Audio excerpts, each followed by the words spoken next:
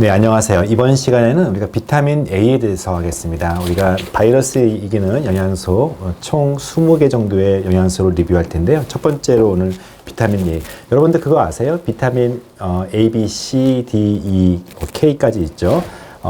왜 A고 왜 B고 C인지 아세요? 비타민 A, 사람들이 그게 무슨 약자인가? 그럼 비타민 C는 비타민 C가 오히려 아스코빅 애시드라고 해서 A로 시작하죠. 비타민 A는 글쎄요, 플라보노이드라고도 하기 때문에 또는 카로테노이드라고 하기 때문에 A로 시작하지 않아요. A, B, C, D는 순전히 발견된 순서라고 보시면 돼요. 그래서 오늘 발견된 순서의 첫 번째 비타민 A를 대상으로 바이러스를 이기는 효과가 있는지 보겠습니다. 흔히 우리가 비타민 A 하면 생각하는 질병이 뭐죠? 야맹증, 학생 때 다 공부했던 내용들일 거예요. 비타민 A가 부족하니까 시각세포의 기능이 떨어져서 특히 밤에 운전할 때 되게 어렵다 해서 비타민 A를 보충하기도 해요. 근데 단순히 눈의 시각세포에만 영향을 주는 것이 아니라 흔히 이제 호흡기와 특별히 내장, 호흡기 점막과 내장 점막, 이 점막이라는 것은 풍부한 면역세포들이 존재하는 곳이기 때문에 특별히 코에 있는 또 넘어가는 데서 기관지, 식도를 포함해서 이런 각 장기의 점막이 굉장히 중요한 역할을 하는데요.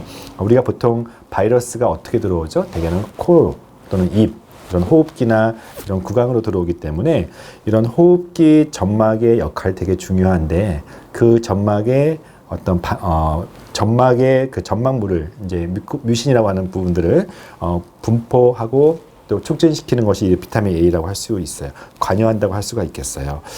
그래서 비타민 A가 만약에 결핍되어 있는 사람이라면은 이러한 점막의 세포가 아무래도 각화되어서 퇴화되어서 분비물이 적어져요. 분비물이 적어지면은요, 우리가 괜히 콧물 나는 거 아니거든요. 콧물을 통해서 바이러스를 배출시키려고 하는 그런 행위이기 때문에 이러한 점막이 되게 중요한데, 마치 이제 여러 가지 우리 몸속에 방어 체계가 있는데 이 점막이라고 하는 부분들은 축구로 하면은 첫 번째 그 상대방이 역습할 때 첫 번째 수비선이 누구죠?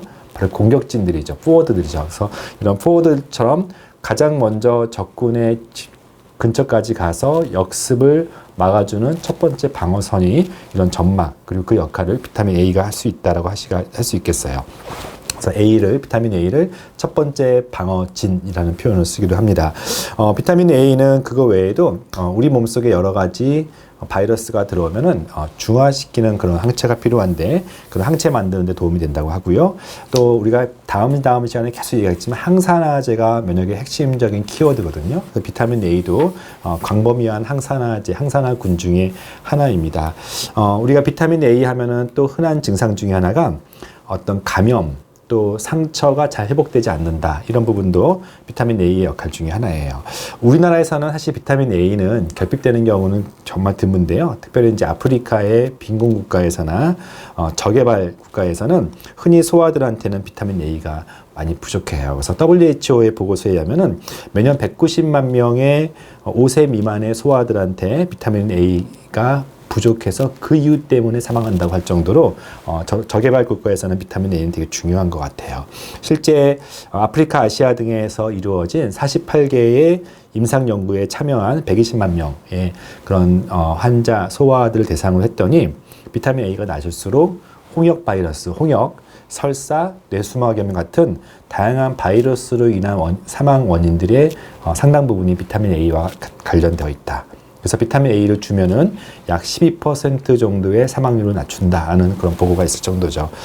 그렇다면은 이제 사실은 우리의 핵심이 그런 설사 바이러스 같은 게 아니기 때문에 코로나 바이러스 같은 그런 인플루엔자나 또는 감기 바이러스 같은 호흡기 바이러스에 비타민 A가 A를 먹었더니 도움이 되었다, 이런 임상 연구가 있을까 제가 막 물건을 뒤져봤는데 안타깝게도 직접적인 임상 연구는 없더라고요. 그래서 A를 줬더니 A를 주지 않은 그룹에 비해서 바이러스 예방한다는 것은 없어요. 다만 이제 우리나라에서도 흔히 국민 건강 영양 조사라고 대규모 그런 연구를 하고 있는데, 이렇게 조사를 하고 있는데 실제 우리나라 상에서도 제가 비타민 A가 결핍이 없다고 말하는 것은 그런 절대적인 질병에 이르는 수준이고요. 상대적으로 2010년도에 대상자의 42.9%가 그리고 2015년도에는 70% 정도 가까이가 평균 필요량 RE 값이라 하는데요. 미만으로 섭취하고 있다고 하더라고요. 그리고 75세 이상 중에는 약 80% 이상이 하루에 필요한 비타민 A보다는 적게 먹고 있다라고 해서 특별히 바이러스가 이렇게 대유행될 때 고위험군 중에 하나가 65세 이상이기 때문에 우리 고령층에 비타민 A가 정말 잘 들어가는지를 볼 필요가 있어요. 이제는요. 비타민 A 복용 방법에 대해서 말씀을 드릴게요. 비타민 A가 어떤 음식에 많을까 아마 섣불리 잘 대답 못 하실 거예요. 비타민 A는요, 기름기가 많은 생선, 그리고 달걀 노른자, 치즈, 두부, 견과류, 씨앗, 곡물, 콩과 등등의 보통 콩과 식물에 많다고 보시면 되겠어요. 동물성 비타민 A를 흔히 레티놀이라고 표현하는데요. 그리고 식물성 비타민 A를 베타카로테인, 그러니까 당근이라든지 이런 피망 같은 어떤 색깔 예쁜 과일들이 있죠. 이런 부분들이 식물성 비타민 A, 즉 베타카로테인이라고 하시고 몸속에서 비타민 A가 되는 거예요. 하루 권장량은요. 비타민 A 같은 경우는 600에서 750의 나노그램 RE 값이라고 해서 최소 필요량을 계산하는 비용이고요. 근데 너무 많이 먹으면 비타민 A는 대표적인 지용성이기 때문에 과다하게 먹어서는 안 돼서 최대 3,000까지가 이제 어떤 맥시멈이라고 보시면 되겠어요.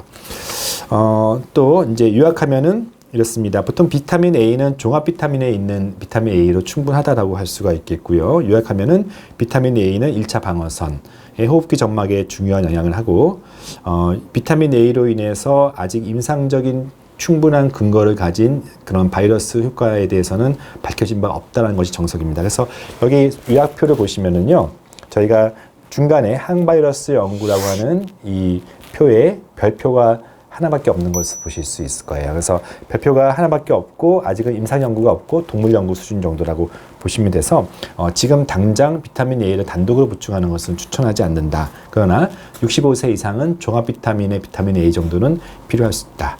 이상입니다. 저희가 계속해서 비타민과 미네랄, 항바이러스 효과가 있는지에서 보도록 하겠습니다. 좋아요, 구독 눌러주시고 알람 눌러주시면 일주일에 한두 번 정도 이 항바이러스 영향에 대해서 제가 말씀을 드리겠습니다. 감사합니다.